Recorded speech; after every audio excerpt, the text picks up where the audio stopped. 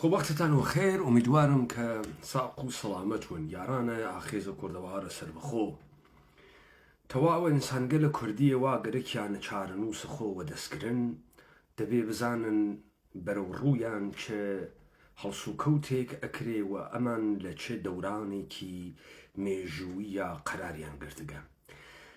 ئەگەر گەرەکمانە دۆڕاوەکانە جاران نەبین و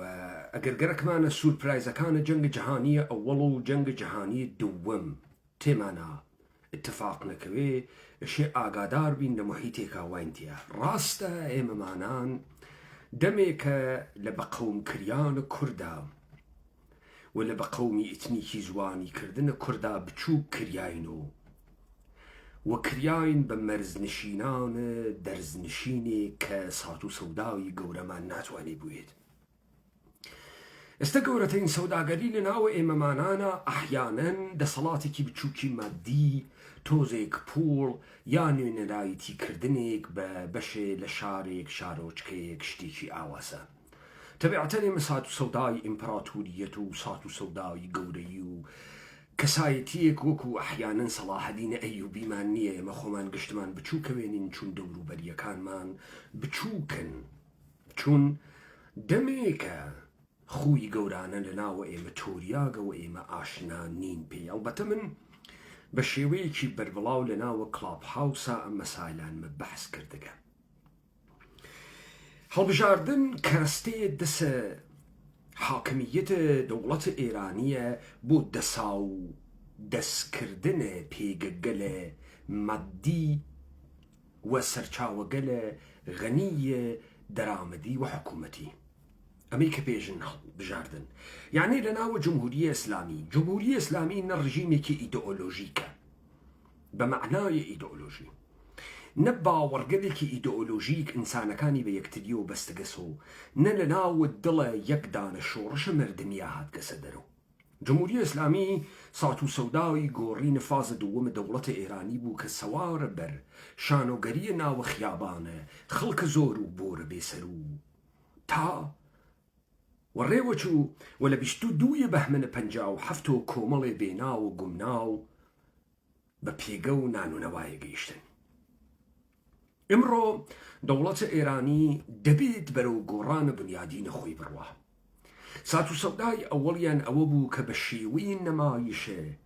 و شانۆگەریە ساڵە 57 تحتناوە ئینقلابە مردمی، ئینقلابە مردمیە بێسەر، ئینقلابە مردمیە بێسازمەندهی، ئینقلابە مردمیە بێ ئارمانێ کە لە ناوە متاڵەباتە دنیای ئەمڕۆژی وەکو دموکراسیەکە لێ حاڵی نین، وەکو سێکولاریزمێکە لێ حاڵی نین و نایزانین چ تەئسیرێکی لە زندگی ئێمە هەست، قەرار و مێگەلی پێ ئالوودە بکەن و توودەی پێ ئالوودە بکەن،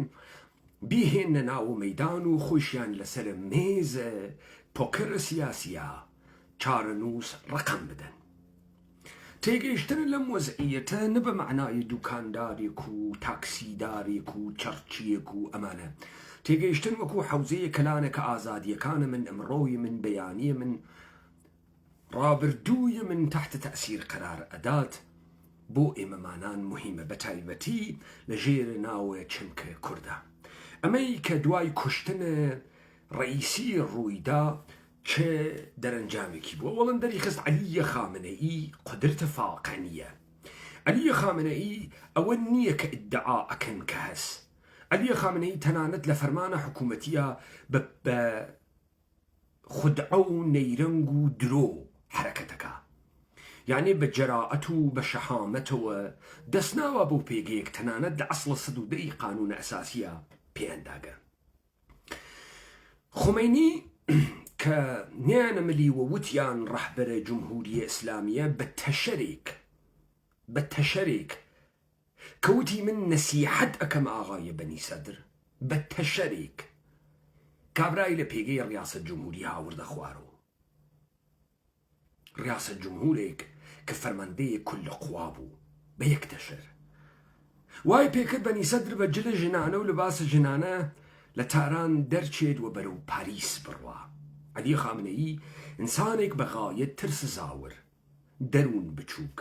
و کەسێکە کە لە پێگەی ڕەحبەریەتی نەکردگەدا بەدەسی بێرێ، بەڵکو پێگەیەک و مەقامێکیان پێداگە و ئێشەیە گۆزەڵە مشکێ یاخوا نشکێ هەواسی بوێت بە قەوڵم ماوە گەرمای ئاو نەشێوێنێت وەگەرنە ئەو وەکو ماسیە بچووک ئەتۆپێ و تێتە سەر ئاو تاگرا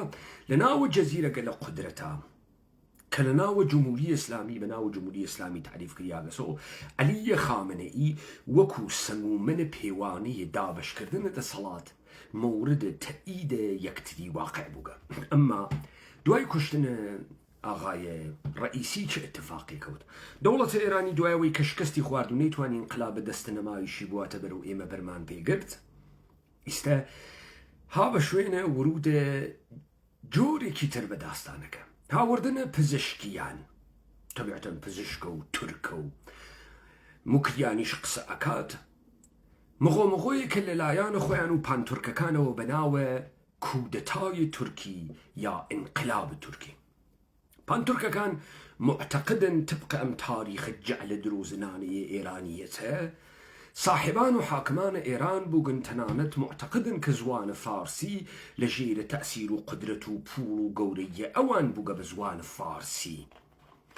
وبويا أمانة دائما حاكمة أم سرزمينة بوغن لسلجوقيانة وتا قزنويان لسامانيان وتا أفشارية وتا قاجارية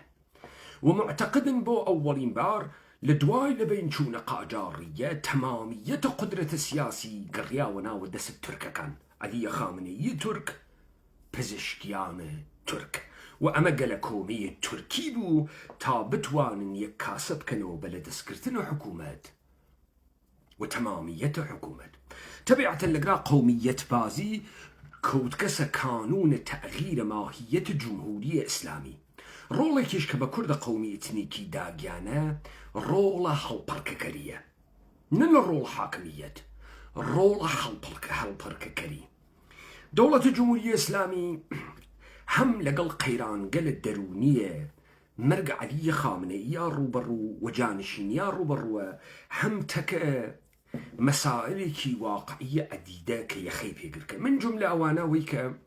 درامد نفتية دولة إيران بش بوجي عمومي ناكا بو أولين بار لتاريخ مدرن إيرانا دولة إيراني احتياجي كوتغا بباج وخراج قرتن وماليات قرتن لخلق بو أولين بار لناوم تاريخها دولة إيراني إشي راو روت بكات درامد بازرگانان و کاسبان و دوکانداران که تادوی کمالیاتیان نداغه و استعیشه بشکل بوجه عمومی بمالیات تأمین بيه لذا دولة إيراني سوار بر أم بطلبه إشي فرمولگري دروس كات تحت ناو أويك بيت جرياني كي نيوان نيو دروشم نغدو كر دروسكا تادويك سران جامعي مدني دروس كر چهلا قد مشاهيري دروس كر تا أحزاب منتسبي دروس كر تا بتواني مطالبات دروسكا امرو اشي كومالي چهر دروسكات تا ام چهر قل بتوان دروش مقلي كي خننا والدم مردم بناو النختو كردن لدى صلاة نختي هلقاتو اما هنقاو تريسي كواتا دولة إيراني بو تأغير خوي أم دفع دسيداغ ببازية خطرناك قوميتي وفتح قدرة حاكمة توسط ترك آذري آلقرا جماعة إيران باز بطور مطلق باختيانا سمنانيا كان أسفهانيا كان كرمانيا كان مشهديا كان باختيان علي خامنئي خد نوينر إيرانيته نوينر تشيعا والنوينر تركيته حرسي وجهكي والدسا لتركيا حاكمة لإيرانية نمود إيرانية بالرهبرية مؤسسات إيراني أنشك إيرانية معنى أكاتو وبهبون كلاوة آية الله لقب السيدي تكميل كروية تشيع دوانز إمامية لقنا كانوا نقل قدرات بتایبەتی ئەوانەی کە تا دوێکە خۆیان دروسیان کردبوون و کردنیان بەلولو وانە ژێرە تەهدیدە سەڕانەوە ئەمسال ئاخر و زەمانیەکان و ئیمامە زەمانیەکان و ئەمسالگەرێکی تر ئەم کودەتای تورکیە هاوکاتەوێتە کە هەڵسوکەوتەکانە تورکیە لە مەنتەقا تورکیە بە هاوکاریە پەکەکە گەلکی کوردستان عێراق حەپەلوش کات ئێمە دەمێکە وتمان ئەم سپێونانەی قەندیلە کاریان ئەمەسە بۆ میتە تورکیە و دەوڵەتە ئێرانی ئەقلیمە کوردستانە عێراق بە هاوکاریە ئەحزابە منتەسەبە بە کورد و پارتە دموکرات و کوردستانە عێراق حەپەلوشکەن. جالبە کە ئاغایانە پێکاکایە سپێون بەو قەندیلەوە دانیشتگن، بەڵام بووگن بەهۆیە ورودە ئەرتەشە تورکیە و دانانە ئیستبازڕەسی لە ناوە شارەکانە ئەقلیمە کوردستانە، یا تەمامیەتە و هێزە گریلای حیزتە تێریتە خوار و ئەرتشە تورکیە دەرئەکەی، یا وەزیفەی تەکتەکە ئینسانە کوردیە هەڵتان دەڕێ لەو قەندیلە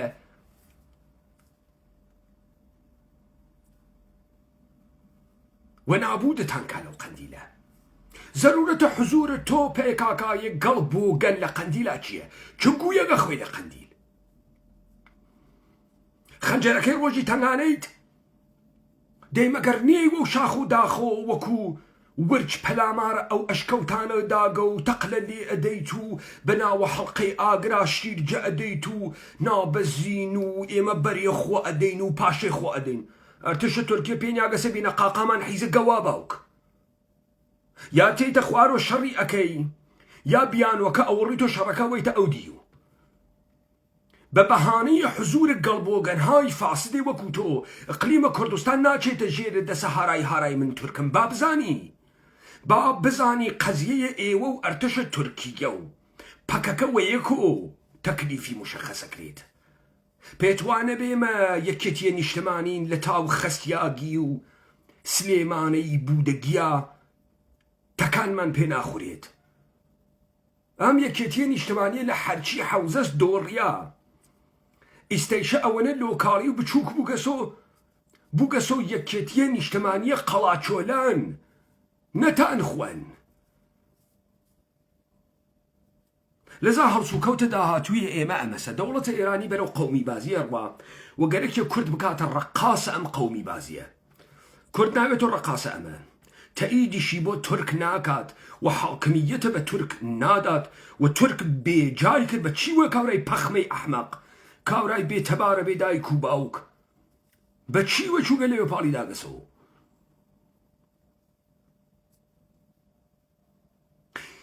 لەذا داهاتوویە پێشەڕوو لە نەمایش ئیسلاحات بازی و دەسەڵات لۆکاڵی و دەوڵەتە ئیجماع قەومیەتی ملی و جۆرێ لە ملوک و تەوایفی نابودی دەوڵەتە ئێرانی وا پێوە ئێمە نابودی ئەەکەین. ئەمە کودتای تورکیە و ئێمە ئەم کودتای تورکیە نابوو دەکەین. عەلی خامنەئی و دارودەسەی عەلی خامنەئی خاس بزانێ و ئەمە ئەقلیمە کوردستانە عێراق یا ئێوە توانت دفاعتان لەم خاکە هەس، یا ئەگەر توانت دفاعتان نییە اختارتان پێ ئەکرێت لە جێگەی خۆتان هەڵسنەوە یەکێتیە قەڵاچۆلان یا نەقشە خۆت ئەگریتە ئەستۆ، یا ئەگەر ناتوانی نەقشە خۆت بگریتە ئەستۆ ئیشم مەجال خاڵیکەی پەکەکەیە حیز بە قەندیلەوە. کاکە تۆ خەنجەرە ڕۆژە تەنگانەی کاورای قندەری چیەکەی تۆ بۆ قەندیلەوە؟ مەسەڵەن بمێنێ چ گویە بخۆی ڕۆژ لەمە تەنگانەتر هەست؟ چۆن داناگریتە خوارەوە بۆ ئەرتشە تورکیە؟ مەگەر بیانوو هاتن ئەرتشە تورکیە بە بیانووی تۆ نییە؟ کوڕە گەوا تۆ لە ئەستانبوڵە ناتوانی شەڕیکەی. ئیستە ئیستبازڕەسیەکانە هاورگەسە ناوت دهۆک مەسەڵەن چ گویە بخۆی لەو قەندیلە؟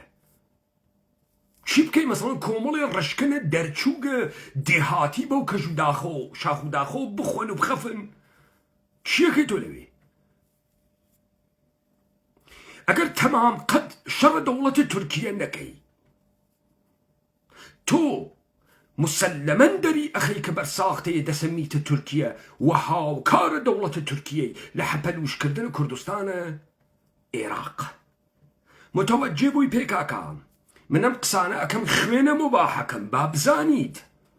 با بزانیت پرۆسەیە داپڵۆساندنە گەڵبووگەنەکانە قەندیلت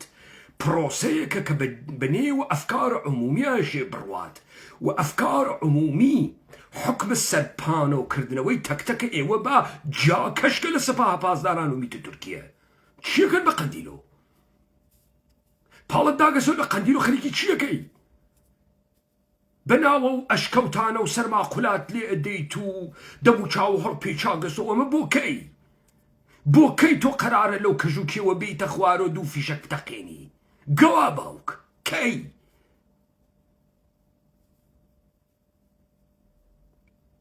باوەڕەکەی ئەو بە بیانووی تۆ و پارتی بە بیانووی تۆ و تۆ بە بیانووی ئەوان و کەوتگرە نابوودکردنە مردمە کورد ئەم سەرزەوینە خاوەنی هەزبا بزانیت ئەو زاعیش کە ئەڕواتە بەرەو ڕوو دەمامەک لەسەر دەموچاوە ئێوە ڕۆژ لە دوای ڕۆژ زیاتر لا ئەدرێت و پاککردنەوەی ئێوە بسیار ڕاحەتر لە جاران یا بە سوورەتی جدی و واقعیتە کە دەوڵەتە تورکیا ڕۆیتە ناوە شەڕ یا جەمیەکەی تۆ لەو قەندیلە ئەڕۆی پەیکارت پۆفیوز وەگەرنە ئێمە پوتینە سەرباز تورکی بە ململمانەوە تەحمل ناکەین دەوڵەتە تورکیەیە سەکس فرۆشە دۆنەر فرۆش بای ئەوە ناکاتە کە ئێمە شەڕ بکات و ئێمە و کاری تۆ نەکردە بە قنە کورمانجەکانە تورکیا دەیکەین ها ئەمینن و بازارە گەورەی ئیستانبوڵت پێدا ئەخەین ها تەهدیدە ماڵ و مناڵ و خاکە ئێمە ناکەن ها متوجه بوون تورکە دۆنەر فرۆشە سکس فرۆشە گەوادەکان خاس متوجه بوون ئێوە پێتان وان نەوێ وە هەیکەلە گەوادە پەکەکە ئێمە گیریاگین ئەوە ختاریان پێکەم یا لەو قەندیلە تێنە خوار کە بووگن بە بیانوویە دانانە ئیستبازڕەسی و شەڕ تەمام عەیارەتە کە دەوڵەتە تورکیەکەن یا ئەگەر نەیکە لەو قەندیلە خۆمان قمیان ڕادەین و ڕایەدەین با خاس بزانی پەکەکە پس داهاتووی دەوڵەتە ئێرانی بەرەولادانە دەمامەک ئەشێ ئارایشگە لە نیروگەل خەریکە وردە شکڵەگرێ ئەمە کودەتای تورکیە وردە نیروگە لە داخڵی خەریکن ئەمە ئەفامن و لە مقابڵە بەیتە ڕەهبەریە و لە مقابڵە داستانە کودەتای تورکیا هەر کەسێ لە گوێرەی خۆی مەوزعگرێ ئەم شەڕە کە ئەکەوێتە ناویان خەیرە گشتی واتیە و ئێمەش ئێشە حزورە تەمام عەیارە ئامادەمان لە مەیدانەکە بوێت یەکێتیە نیشتمانیە قەڵاچۆلان یا ئەوێ تۆ یەکێتیە نیشتمانیە کوردستان یا قەڵاچۆلانیەشە بەسەرەوە بڕۆخێنن یەکێتیە نیشتمانیە قەڵاچۆلان